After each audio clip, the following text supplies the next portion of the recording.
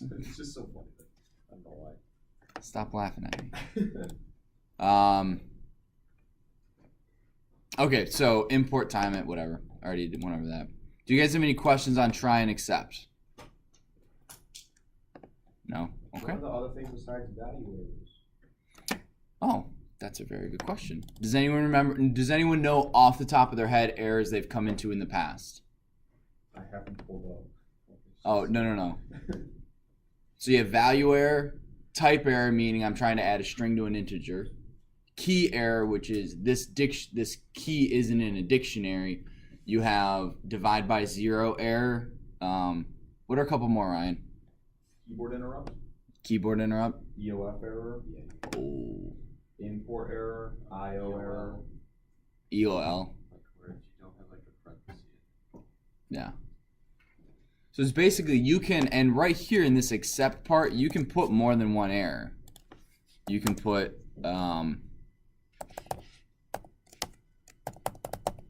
key error. So when either one of those happen, we're going to have a way to get out of it. Does that make sense? Yay, nay? Yay. Okay, there's... What if you want an and? Let's want both of them to have or. Oh, you can't have two errors happen. Never mind. Yeah. You also have this Alt 4. How did one not get uncommented? Because I had it commented out earlier. So this is an example in the book, and I've added else and finally, because as I was looking up differences between if statements and try and accept, I found you can have else and finally with these try and accepts. Else is if these all work and there's not an accept that happens, it's going to do this. Regardless of what happens when it gets through all of this, it'll print this. So for example, you guys can see I'm trying to divide 42 by a number. Whatever number is passed to the statement. Right, you guys understand what this is doing? Yes. So 42 divided by 2 should print Spam? 21. It's just the name of the... Oh, okay. 42 divided by 12 is like 3.5, I think. Yeah. And then I've skipped this one for demonstration purposes, and then spam 1 should give us 42. So when we run this, I get 21, 3.5, 42. Nice math, done.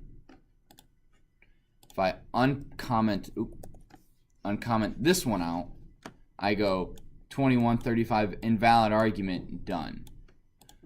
So if I didn't have this accept error, my code would have crashed and it would have stopped working.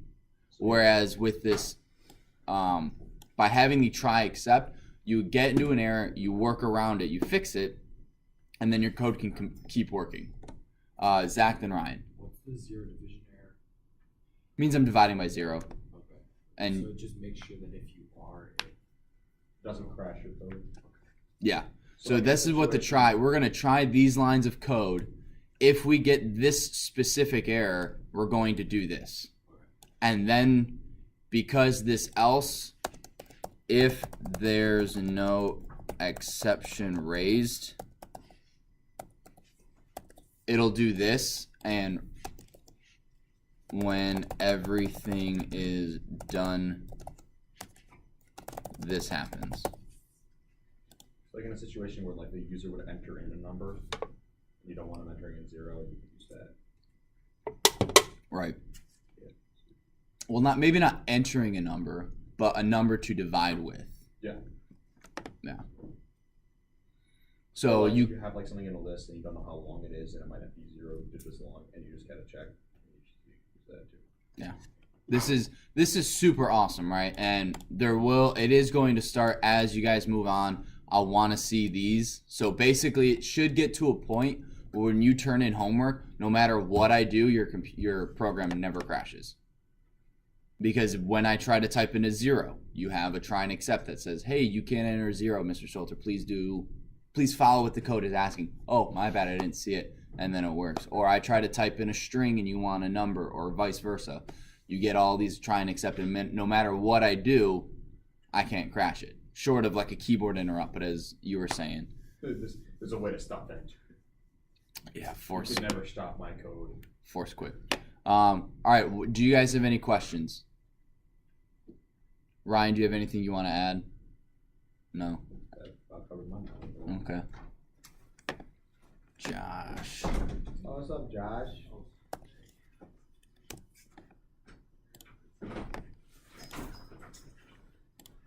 One second. All right, so I've also, while I'm here, I put a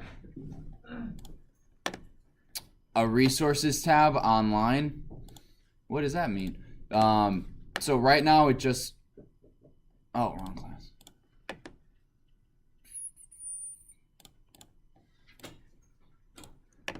If you do accept exception, I think it just does it for every single thing. Does it? Maybe. It says all built-in non-system exiting exceptions are derived from this class. Except exception. Accept exception. Yeah. And there's overflow error, the original error, floating error, buffer error, lookup error, assertion error. There's so many of them. Let's find out. X is in int input age.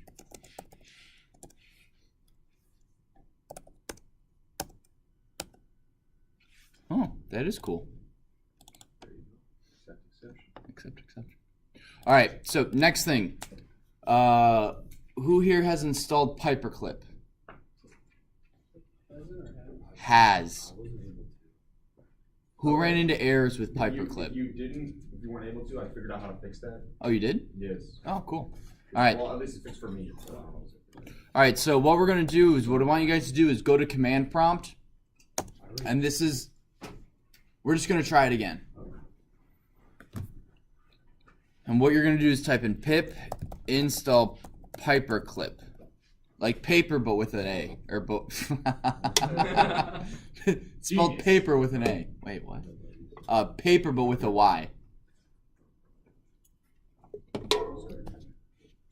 All right. Then you hit enter. For me, it's going to say I already have it. Otherwise, it will start downloading and installing it. It tells me that it's not a PID, it's not a external or internal command. It's not an executable program. Yep. Okay. Yeah, so if you already have it downloaded, this is what you'll see. So Ryan, how did you fix it?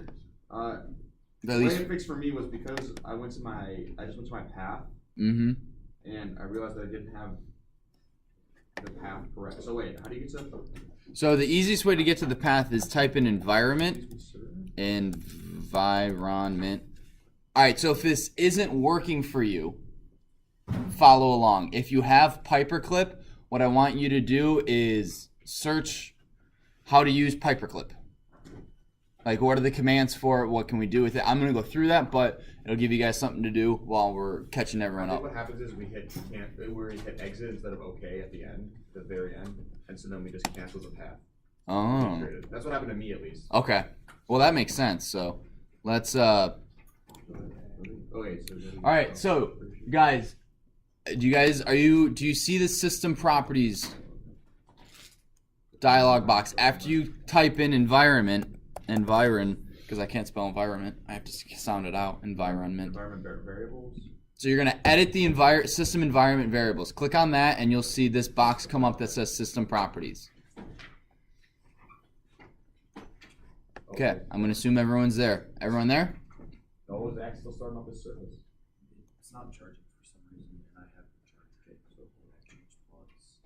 Oh, sounds like a bad cable. Yeah, Bummer. I bought off Amazon for like cheap. Oh. Well, it looks like it's turning on from here. There we go. All right. All right, so we're going to go to environment variables. Click on the path that's up here. Actually, it doesn't. Well, you have two, so you can add it for just you, which is probably all we need to do, or you can do it for every single person. I'm going to do it for every single person because I may log in and have to run a script as, someone else. So and then I'm going to go to edit, and this will pop up. Actually, hang on. No, so do it for just your person, whatever your login is. So you're gonna click up here, user variables for Z Stolzer, it'd be Caleb.Hoogerhide or Samuel.Manila. You click on path and go edit, and you should see these couple things pop up. What you're gonna wanna do is, if you don't have this one right here, if you don't have these two, it probably won't work. So you need C users. Oh my You god. just copy it. What do you mean? Oh. Is everyone here? Raise your hand if you are not. All right, well, Zach, I know about you. You're catching up. So the next thing you're gonna do is leave this open. Open up your file explorer. And you're going to go to this PC, local disk, users, your name. This is an app data, isn't it? Yeah. So you also have to, you have to use the command prompt, administrator command prompt. You can't use the regular command prompt to do it.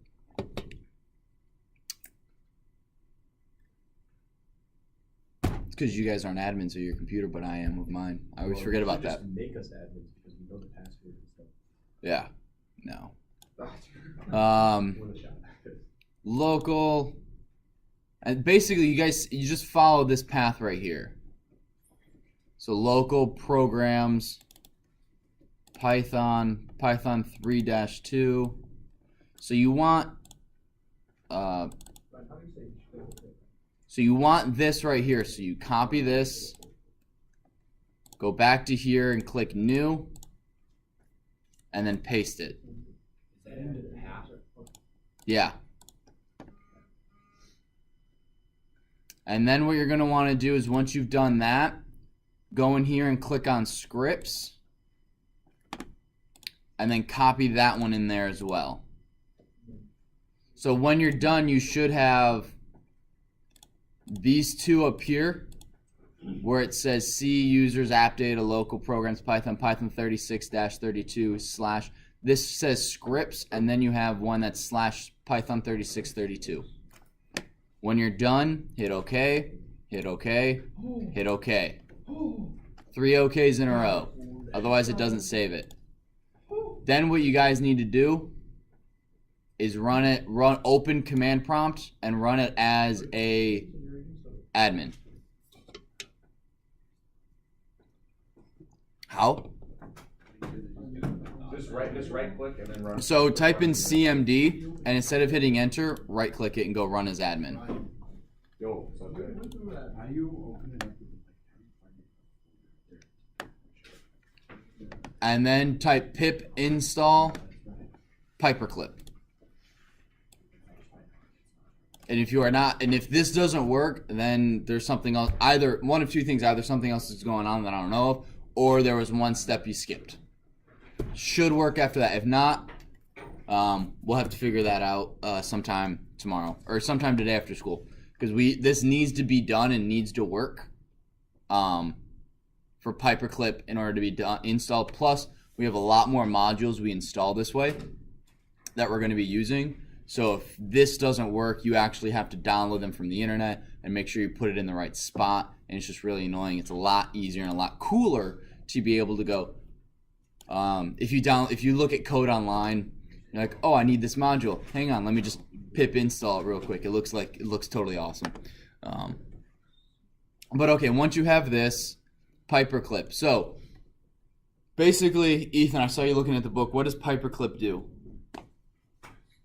paste whatever's on your clipboard, or you can copy with it, put the argument inside the parentheses. Correct.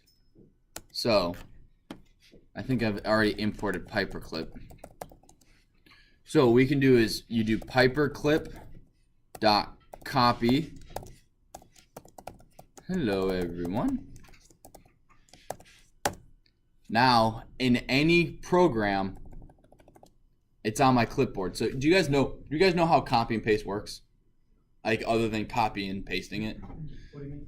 So when you hit Control Copy, it puts it on what's called a clipboard that's accessible by any program in your computer. That's why I can go into Word and go, all right, running scripts. I can go copy, open here, go up here, and I can paste it in between programs. So it goes on basically what I don't know exactly where it's saved, but it's basically in the OS, like in a program that's accessible by everything on the computer and allows you to paste in between programs. What Pyperclip does is it can add to that clipboard, or it can read from that clipboard.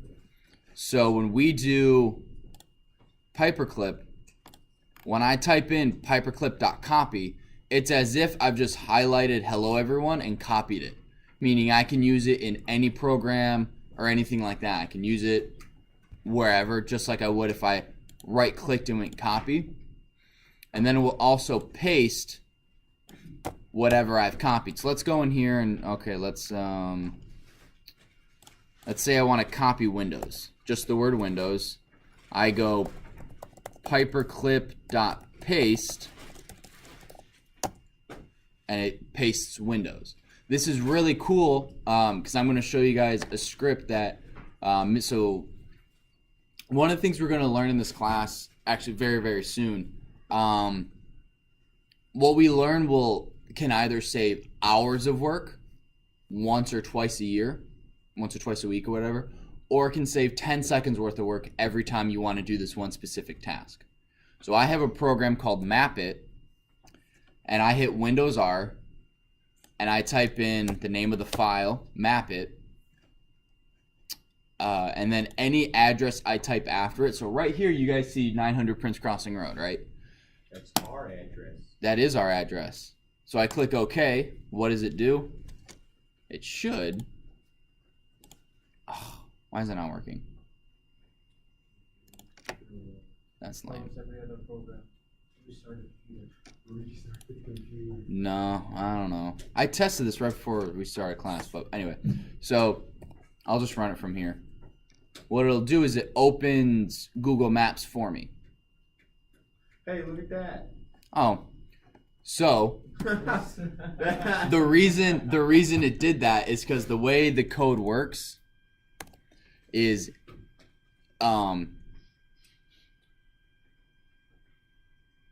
basically it will take what's on my clipboard. Yeah. So Yeah, address equals pyperclip.paste. So Mr. Vishnov sent me an email, and But this is an address. I'm gonna copy it, and when I run this, it opens up Google Maps to that address. At least it should. Yep. Is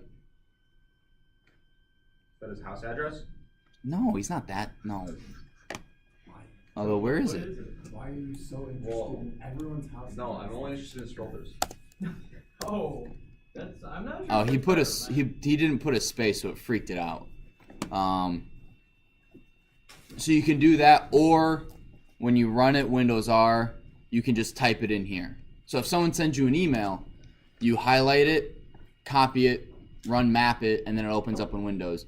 You could also have it code directions from your house or your work to that place, so you can instantly see the best route at that time to take. And all it takes is 1, 2, 3, 4, 5, 6, 7 lines of code. But I don't So- know what system are. So those are sys.arg. These are arguments or argument variables, and it's basically when I type in, I don't know why Python goes in front of my toolbar. It's so annoying. When I type in Windows R, those argv are those things. Oh. It's the variables that I What's pass to it. SYS? System. So I have to import system Yeah. on my system. Import system into your code so that your code reads stuff from the system. Sweet. And we'll go over that. So, did everyone get Pyperclip working? Raise your hand if you did not. All right, Alex, well, we'll talk about that after class and after school. We'll get that working for you. It'll be working by tomorrow. And did everyone get... Oh, so last thing we're going to do is we are going to get used to running files from command prompt. So does everyone have in their environment variables, do you guys have these two? Python 3632/scripts and Python 3632. Okay, because you need both of those in order for this to work. Now what we're going to do is an appendix B in the book. So I want you guys to follow along towards the back. It's appendix B. So it's not a chapter. It's at the very end. So, the shebang line, I have yet to actually have that come in handy, or actually use it. But, which tells your computer when to execute. I don't think you need to do that though, because if you only have Python 3, I think it's only going to run it in Python 3.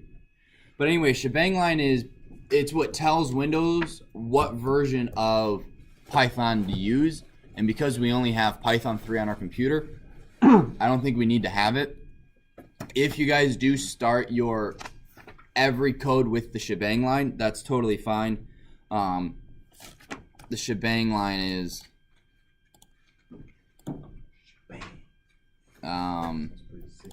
you start your code with hashtag exclamation point Python 3. So if you guys do that, that's totally fine. Like I said, I have yet to see any difference when I use it and when I don't, because I think that's only because I have Python 3 on my computer, so I don't. Python 2 and Python 3. You may need to use it then. What if I have like Java? What? What if I have like JavaScript? What about JavaScript? If I have a download, do I need to use the shebang line? I don't know. I don't know Java that well. You were in the coding club, weren't you? Yes. Okay, then why don't you? So what you? Yeah, okay. Okay. All right. So, two things we have to do. So, two files we have to make in order for this to work. You have your Python file, obviously, because that's what is the code. But then you also need to create what's called a batch file. So the way you do that is you basically in your Python script, so wherever you in your path, so you guys have your Python on your path going to your scripts folder, Python 3632/scripts, right? Yes. Do you guys have a folder on your desktop called Python scripts? I have a folder on my desktop called Python F. That's fine. So what I would recommend is saving stuff to this Python scripts file on your desktop. So create a folder.